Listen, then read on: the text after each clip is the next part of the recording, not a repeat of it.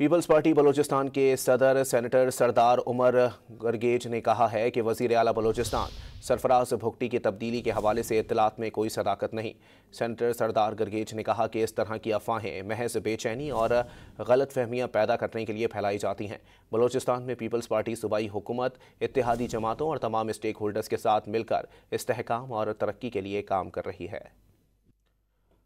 Peoples party Balochistan के सदर senator सरदार उमर गर्गेज ने कहा है कि वज़ीर आला बलूचिस्तान सरफराज भुगटी की तब्दीली के हवाले से इत्तलात में कोई सदाकत नहीं।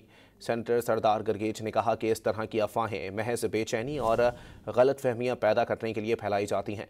बलूचिस्तान में पीपल्स पार्टी सूबाई हुकूमत इत्तेहादी जमातों और तमाम स्टेक होल्डर्स के साथ मिलकर इस्तेहकाम और तरक्की के लिए काम कर रही है।